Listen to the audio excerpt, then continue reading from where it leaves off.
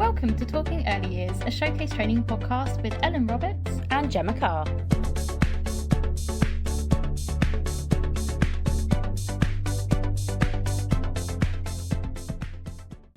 Hello and welcome to today's Talking Early Years podcast. On this episode, we're going to be discussing everything sex education related. Even though we work with such a young age range, it's still an important topic to understand and be able to discuss. So let's delve in. Ellen, how are you today? I'm very well, thank you, Gemma. How are you? Yes, very good, thank you. Good. So talk to me, Ellen. What comes under the heading of sexual education? What are some of the things that we'll kind of be looking at today, discussing? So this is a topic that is slightly left field, I think, for early years, because we do kind of think of sex education as being something that we teach maybe to teens, maybe to ever so slightly younger, but more school related than early years. But I think we come at it from two different perspectives. So one for our actual learners, where we teach from 16 up and all about sexual education for that age range. But also it does start forming in the early years in terms of child development. So things like understanding the body. So understanding which parts of the body you have compared to another child, so male versus female. The names for those body parts as well is one of my pet peeves, is not using correct names for pieces of the body. There's no reason not to use the correct names. We shouldn't be embarrassed about having certain body parts. That's silly. Absolutely. We should be teaching about privacy and dignity as well, and protecting children's dignity, both as a practitioner and for the child, and awareness of growth and change in the body, because it all relates into how we teach children about personal boundaries and consent, particularly with regards to private parts of the body, and that leads into our safeguarding topic as well. It's also, for me, under sexual education, is a good opportunity to start talking to children about relationships and emotions within those relationships, whether it's friends, parents, teachers, and how to deal with developing emotions like empathy, kindness, respect, love, jealousy, including how you then model those healthy relationships and have relationships that are appropriate. So what normal behavior there is. So for example, kissing a parent, very normal, but kissing a friend, potentially that's a boundary that's crossed. So it's about, teaching children about sexual education in a more holistic and wider approach for me. Yeah, absolutely. And there's a lot of things that you've sort of touched on there, and that's something that we kind of look at as we kind of go through and kind of how it relates into that early years specifically as well, isn't it? And kind of how it's those stepping points, those initial groundings and all those kind of things, and how they relate in. So especially when we come to safeguarding. So Ellen, talking about understanding the child's body and making sure they're using the correct terms for their genitalia, why is that important when we're talking about safeguarding? How does that relate in? What does that mean? It's incredibly important from a couple of perspectives. So one, primarily, so if a child is making a disclosure or talking about something that's happened, we need to know what we're listening out for. So if they're calling their private parts their flower or cookie or all of these kind of sweet, lovely names, we need to understand that as practitioners, we might miss a disclosure if that child is talking about something in a context that we don't understand. I think it's very important for a child to not have to learn things twice. I always have a bit of a beef with things like, oh, look at that doggy and look at that, birdie. It's like, well, tell them what it is, because otherwise they're just going to have to learn it twice, which is not particularly helpful. But when they're naming their body parts, they should be able to own their body and understand their own development and who they are as a person and their sense of self.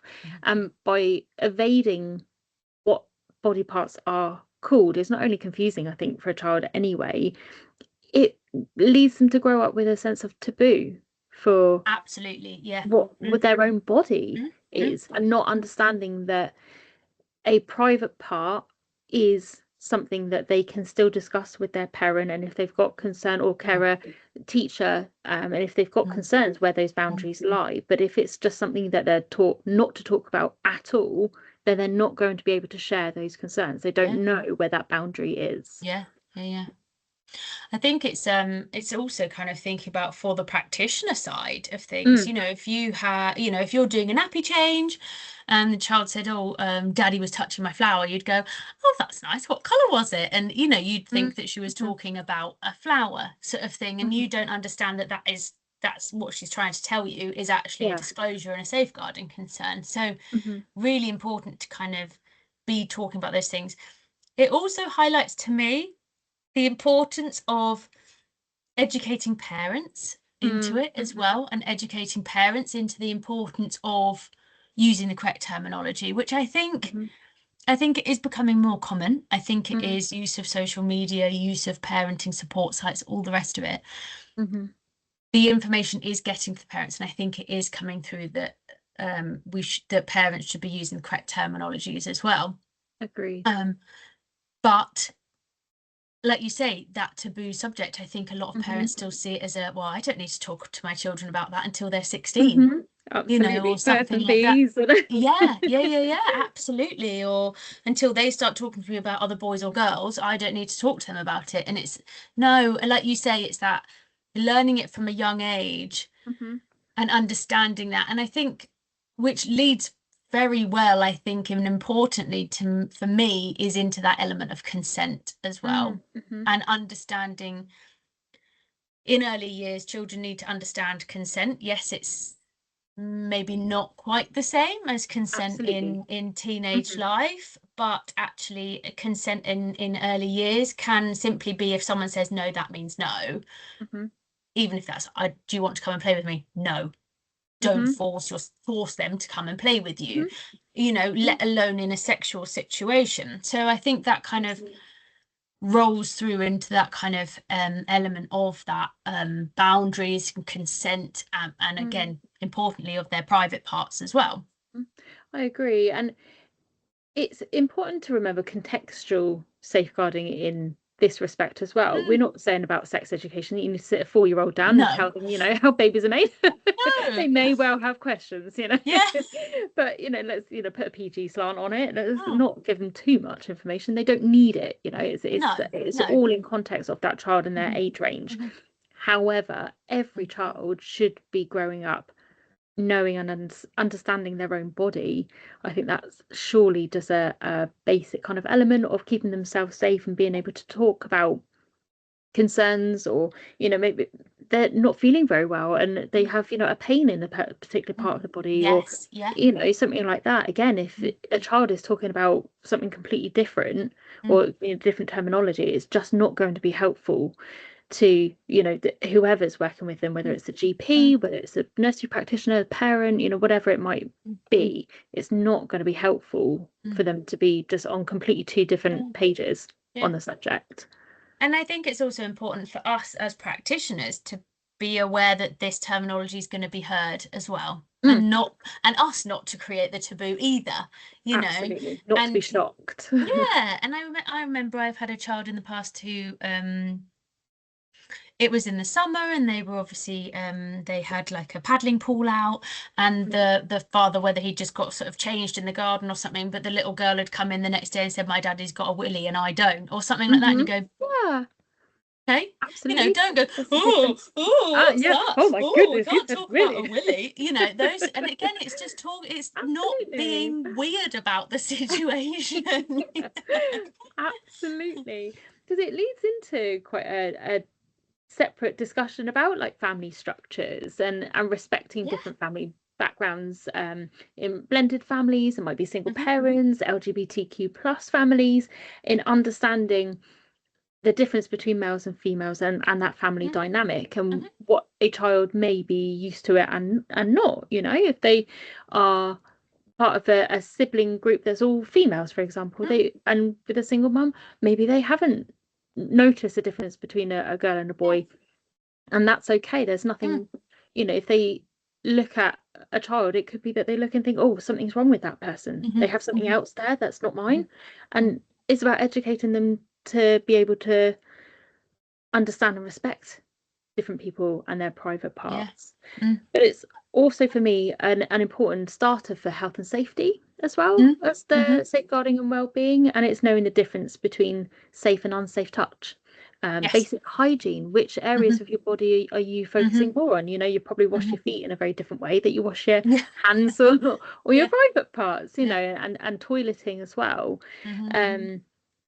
And understanding that if something feels wrong, it feels scary, they're not quite sure what's happening, they need to be able to tell an adult. And again, somebody touching you on your bottom is very different to somebody touching your shoulder, and understanding why that's different and the context around that. Not again, context is everything, not scaring them into, if somebody touches your shoulder, they're going to kidnap you, or whatever. It's the context of everything, but understanding the difference between good touch, bad touch, and who's doing it. So again, it opens that conversation really into a wider context. It's not just sex education in terms of birds and the bees, it is everything surrounding that. And I think it's important to kind of add the caveat here that children are explorers. They do share things with one another. There may be a time where you are in the bathroom and the boy is showing his willy to a little girl in the bathroom. And again, it's how you manage that situation. There is an element that there is the curiosity. There is a theirs is different to mine element, which of course is a learning process, but it's how you manage that situation. And actually kind of one thing that sort of supports with that as well is in settings is the PANTS program. And that's again looking a lot into the safeguarding side of things, but on the PANTS initiative, it encourages people to, or encourages practitioners to talk to the children about that what's inside my pants is mine, and keeping your pants on and keeping that area safe and secure sort of thing. And if they do have a concern, and again there's a lot of support there, if you see something, what should we be doing, and again how to manage those situations if you were to walk in and a little child's got his willy out at another child. That isn't always an immediate safeguarding concern. It's a situation, contextual situation there. So kind of talking to the child and getting them to understand, nope, that needs to be kept in your pants and in your trousers, and whilst we're at nursery and those kind of things. And again, there could be an element that there is quite a high level of nudity in the house at home as well, and there could be sort of, they are allowed to just walk around in their pants or a t-shirt and pants or something like that. But talking to the children, whilst we're at nursery, we must keep all of our clothes on and all those sorts of things as well. Absolutely, it's boundaries, isn't it, and setting boundaries and expectations in society and life as well as the nursery and in home life. It's that holistic education covers so much for that child. So again, talking about boundaries and respect, all of those kind of things, how does it then come into later life? So working potentially with apprentices in the setting, so you may be listening to this as a manager and you're working with your 16 to 18-year-olds, or us in our sector working with learners. What are we kind of talking about in terms of sex education for that age range, kind of the other end of the scale? Yeah, absolutely. So for that, we're kind of talking, again, it's still the same terminology. It's still consent, is a really high topic at the moment, isn't it? Talking about that consent. And again, if we're starting the children off at a younger age, they're confident as they come into adult life to know that's wrong. I'm happy. I will say no. And that's what I expect everybody to understand and hear me say no. And again, in your own healthy relationships, being able to be aware of those healthy or unhealthy relationships and seeking support for that if you need that. Also thinking about online relationships even as well. So online relationships is really visible at the moment, whether that's sort of any Facebook, Instagram, social medias, or Snapchats, whatever that could be. Those online relationships that you build, again, thinking, are those healthy? Is there something that, a bit like in a physical touch, when people are talking to you online, oh, does that make me go a bit funny? Does that make me feel uncomfortable? And if someone's messaging you and you go, that's a bit weird, it's probably because it is. And if you are getting that feeling, you need to step away from that relationship and sort of report Mhm. that relationship and that online instance. Yeah, absolutely. Absolutely. So in the real world then, so back in our kind of nursery environment, what can we do to support and promote sex education in early years? Yeah, absolutely. So as they say, there's the it's an NSPCC initiative, which is PANTS, PANTS, and that is sort of talking to children about safety and kind of where children can understand they have the right to say no and speaking out about something. Hmm. And that's it's often seen in nurseries or as a board on in the bathrooms. But I think Hmm. it's really important to really dig deep into that. Hmm. Sure, it's a poster on your wall, but actually, what does this really mean? What are we actually Mm, doing about all of these things? And absolutely. kind And of remember, talking about that. and remembering that children can't read at the age of 2, 1, 2, 3, Yeah, probably yeah, 4, to be honest. yeah, You know, so yeah, having a poster on the wall is exactly, lovely, but exactly. without context, it means nothing. So Yeah, you need to be, absolutely. talking to the children and singing about it. There was a brilliant TikTok song that went around a couple of Yes. months ago Yeah. about it and engaging children in talking about it. And again, I think that one of the biggest thing that came from that was, like we've already said, taking away that taboo element of it Mm, as well, isn't it? hmm. But again, it Absolutely. doesn't have to just be talking about these things during nappy changes or during the Hmm. toileting times. Again, bringing Mm, it into your circle time, being aware, bringing it into your golden rules that maybe you have within the setting. And if someone says no to me, that means I come away, or mm, reminding the children of that during their everyday processes. It's yeah. again not just specifically relating to nappy time or toileting, Hmm. care routines. We're talking the whole time. So Hmm. again, bringing that out, even if we're doing an activity and children are sharing something, if they're not sharing nicely, remember they've said no, so we're not sharing, or we've got to take it into, all those things we need to be encouraging with the children. Absolutely. As you said there about having an environmental kind of Hmm. aspect to what we do, we spoke previously about enabling environments and talking Hmm. about promoting equality, diversity, and inclusion Yeah. using books, toys, storytelling, that kind of thing. Hmm. But that's also then an opportunity not only to normalize cultural differences, but to create a safe environment where children feel they are able to discuss it. Mm. Um, in private spaces, including things like the bathroom or changing areas, making sure that it's monitored and supervised, Mm. but that dignity is promoted as well. Mm. So that Mm. open communication between children and practitioners is really Mm. important in the correct context.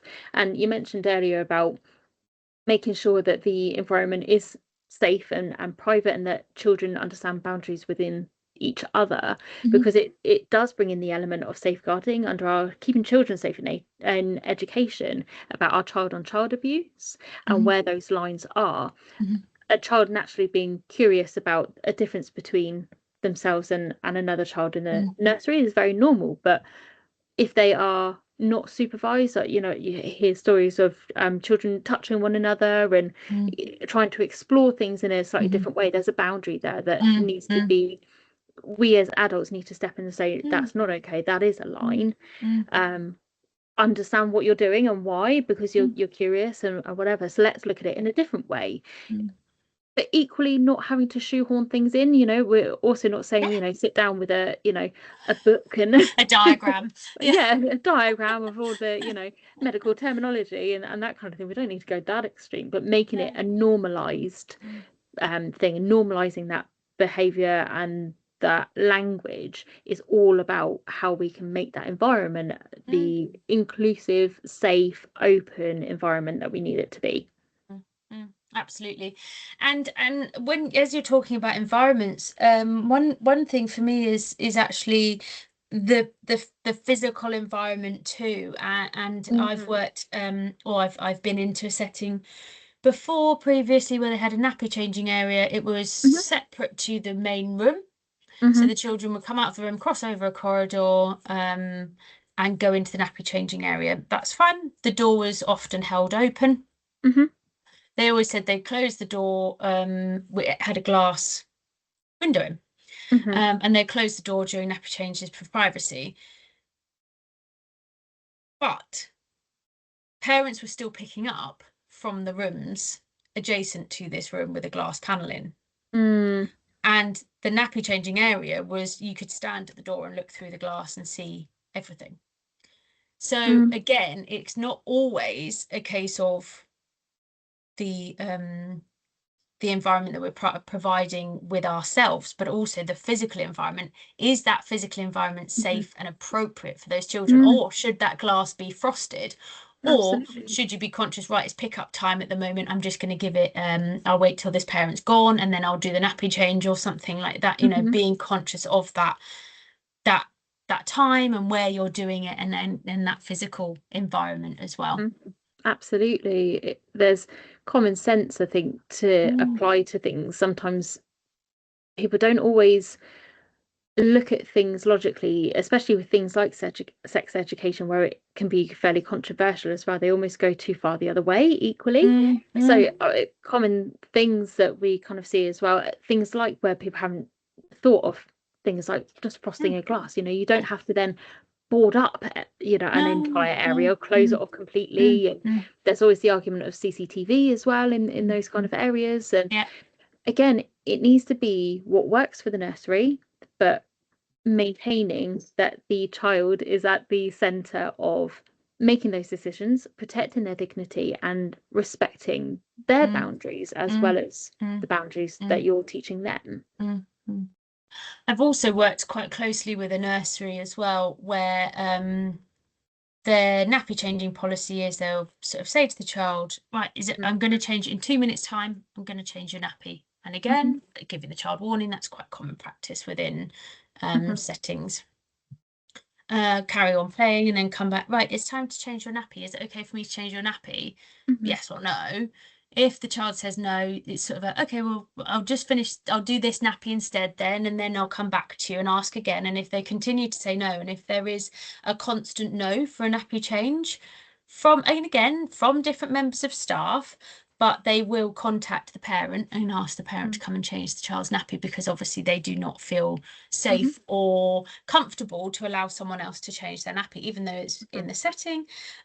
So that's also a very refreshing policy, I think, to hear and to kind of see in play. And I think quite comforting for parents potentially as well. So sort of that if a child just doesn't, and again, it could simply be that the child has got such terrible nappy rash, it's just so uncomfortable for them, they're in so much pain, they just want their mummy to do it or something like that. They know it's going to be an uncomfortable experience, but that policy to have that, I think, is really good to hear, and really nice to kind of have, because the children will just feel safe. And listen to the voice of the child. That's a really lovely example of how to do that in practice. And I think also highlights the importance of having the role of the key person as well. And you know, the key person should be changing the nappy, not one person changing all 30 nappies in one stint. You know, it should be the key person doing it. It's not a conveyor belt process. It is a one-to-one time that the child should feel safe with you as well.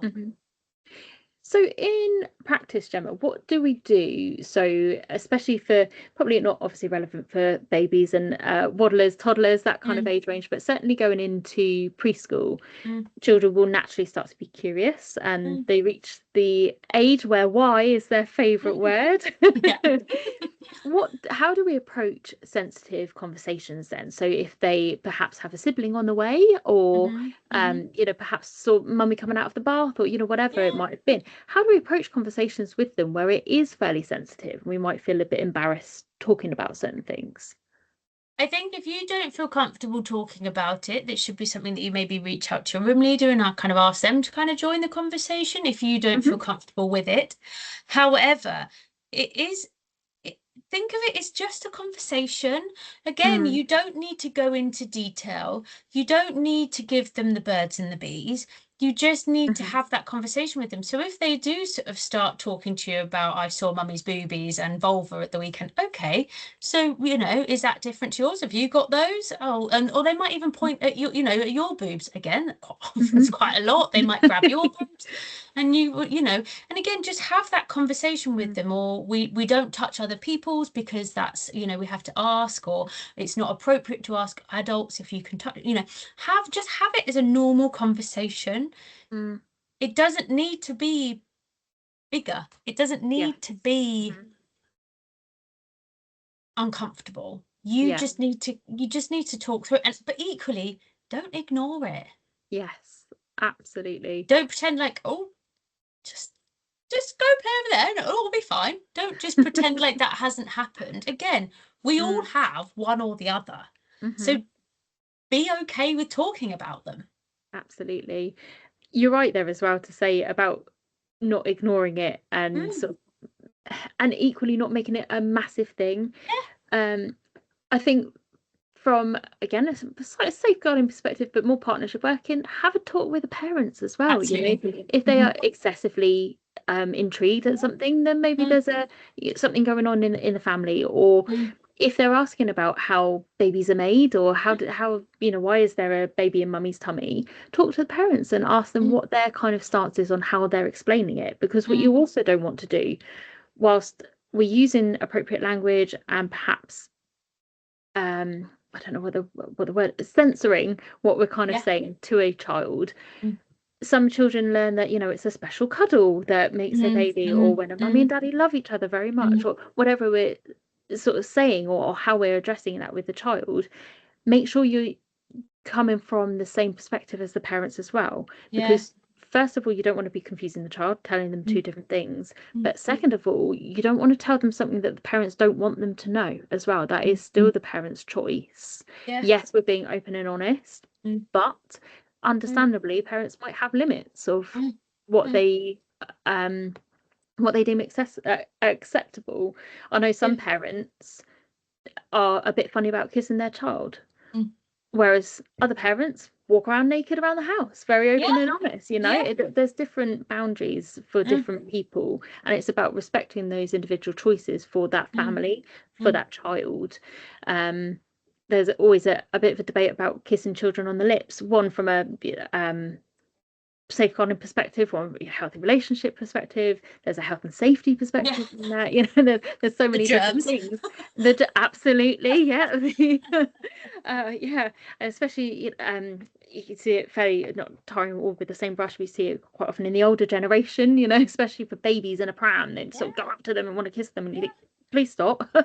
But again, it's about understanding what's normal for that family and respecting those boundaries, because equally, if that is something that family does, yes, educate and say, oh, this is kind of what's our advice on that kind of situation. But in inclusivity, and what we do is about educating, not instructing necessarily. So Gemma, what impact can this have on early years with children or practitioners? What positive and negative impacts can sex education in early years have?